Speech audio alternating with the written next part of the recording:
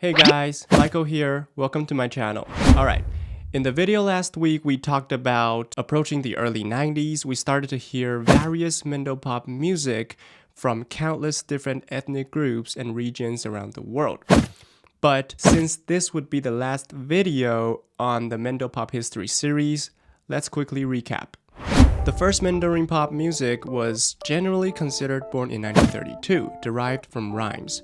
The lyrics in it were groundbreaking and as a result, gained public recognition. Since then, most records and songs flourished in the late 30s and 40s in the cultural capital in China, Shanghai.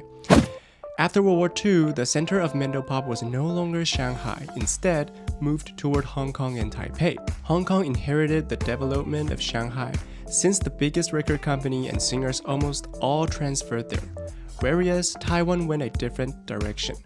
With the popularity of TVs and radio, new generation of singers gained fame through TV shows and competition. Soon, Taiwan became the center of Mandarin pop music in the late 60s. Also have to do with Cantonese pop music taking over Hong Kong. In the mid-70s, people in Taiwan started to get annoyed by record companies creating stars by merely all of them either singing little love songs or defending and loving our country. As a result, people started to sing what they can actually relate in everyday lives. The genre of campus folk music was introduced. However, it declined in popularity soon after record companies started to sign those folk song singers and make them sing certain songs and lyrics to make the most profit. During this time, artists like Luo Dayou, Su Rui, and Li Zongsheng started to make their mark, writing songs talking about home and childhood and also revealing the darker side of society. They quickly took the Mandarin Pop scene by storm. However, around the late 80s, artists from all over East Asia began to produce their own music. A collegial phenomenon was displayed where Southeast Asia, Hong Kong, and Taiwan manufactured products. Taiwan offers the stage, and mainland China supplies the audience. Now, let's get into the 2000s, the new era. In the early 2000s, the global record industry had been challenged by piracy and free CD copying. During this time, a golden era of Mandarin Pop music began, characterized by refined styles and content. This period became the last glorious phase of the record industry. Many bands in Taiwan, such as Wu Bai, Mayday, and Luantan A Xiang, emerged, and two of the major pop kings, Li Hong Wang and David Tao, also achieved significant success. It was also during this time that Taiwan once again seems to become the center of Mandarin Pop music. And yeah, Jay Chou debuted in 2000. We'll get to him later. Basically, I personally call this era the mimicking era. Here's why. I put 90% of Mandarin Pop music in the 2000s into four categories: Oriental, Contemporary R&B, EDM or simply dance music, and last but not least, sentimental ballad. Oriental Mandarin Pop is a music style that blended old Chinese elements with Western music. Jay Chou was the first one to really successfully nail it.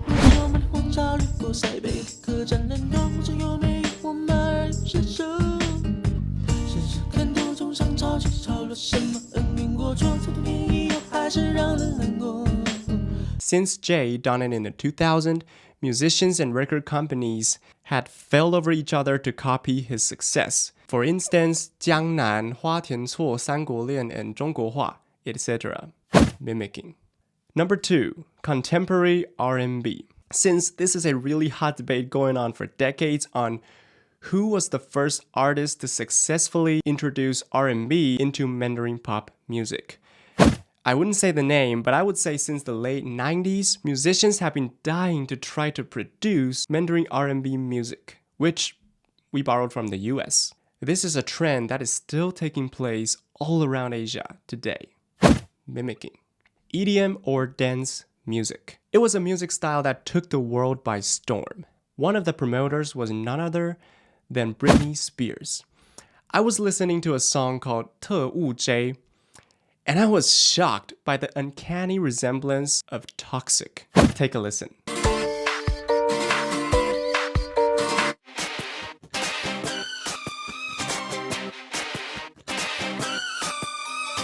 And And since Jolin was a superstar back then, other singers and producers started to copy this style of music.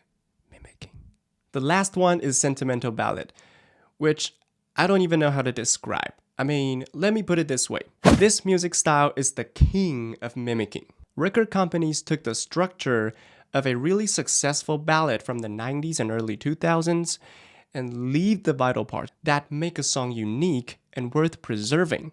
Though there are always outliers, I'm gonna be totally honest here with you guys. Mandarin music left a negative impression on most people due to the existence of those soulless ballads, and clearly not even attempting to hide the lack of effort in making music. And why do I say that? I conducted a questionnaire on people's thoughts toward Mandarin pop music.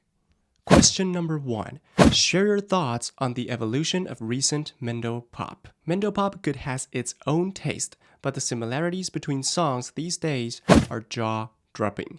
I mean, this is really spot on, man. Some artists could really distinguish themselves from others, but I would say 70-80% of Mendo pop really sounds the same. I love how it used to be. Nowadays, everything sounds cheap. I mean, little aggressive.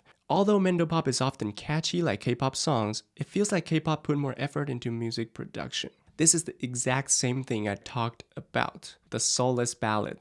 There is no breakthrough in terms of melody. Everything is on TikTok and sounds the same. That's right, TikTok. Ugh. So I'm seeing a trend here. Combining the rest of the responses I'm not showing you guys here, most people think that Mandarin pop music sounds alright, sounds fine. But most of them sound the same in terms of instruments and production. Like, we can hear strings, piano, vocal harmony, and the same drum pattern, like almost in every Mandarin pop music. Question number 2. Name your top 5 Mandarin singers/bands. At number 5, we got YOASOBI. The band got 9 out of the possible 130 votes. It accounts for 6.9%. Not bad. At number 4, we got Eric Chow. He gets 10 out of 130 votes, 7.7%. And at number 3, we got one of the biggest, if not the biggest, international pop star, Taylor Swift. She gets 11 out of 130 votes. It accounts for 8.4%. Before I reveal number 2 and number 1, these numbers look small, but just think about it. 8.4% means that almost out of 10 to 11 people, one person put Taylor Swift in his top 5. That's quite good. That's amazing. So at number 2, we got JJ Lin. He gets 14 out of 130, and it accounts for 10.7%. So the first singer on this list to crack double digit. And number 1, we should not be surprised, Jay Chou. But what surprised me was he gets a whopping 39 out of 130 votes. That's 30%. It means that every 3 people, 1 put Jay Chou in his top 5. So as we can tell from the results, most people chose to either listen to music from abroad or they listen to Jay Chou. I mean, Jay Chou truly made his mark on the Mendo pop music scene after the 2000s, with his contribution in so many different ways. Want to know more information on this topic? Make sure to comment down below and let me know. Move on to the 2010. With the rise of Chinese variety shows and the establishment of Douyin, along with the increasing popularity of the internet, people have begun to have the right to choose the exact music style that they want to listen to. It was also during this period of time that some talented musicians who were once all the rage at the turn of the century, like Jay Chou, Li Hongwang, David Tao, Sun Yanzi, and JJ, either moved towards commercialization or gradually reduced their output. Traditional stars have slowly fallen out of fashion. Additionally, because producing, creating, and marketing music has become unprecedentedly easy, the quality of works in the Chinese music scene has started to decline. Again, there are always exceptions. For example, independent bands with clear styles and appeals can easily attract and resonate with a group of people. That's great. And there are also some singers who place great importance on the quality of various aspects on their music production. Let's wrap up this video. With the rapid advancement of technology, the definition of mainstream Mandarin songs has gradually become blurred. Every niche, genre, or styles and lyrical content can find its own followers. I mean, this is good for the listeners, right? To us, but due to the fragmented market, it is difficult for a representative style or music of Mandarin songs to emerge. As a result, more than half of the data shows that most people are either repeatedly listening to old music or exploring foreign music. I believe an important word that can help the Mandarin music scene find its way, and it's called consensus. I won't explain this word. Everyone can leave a comment below with your own thoughts on consensus. Alright, so this is the end of the Mandarin Pop History series. Hope you guys enjoy it. See you in the next video.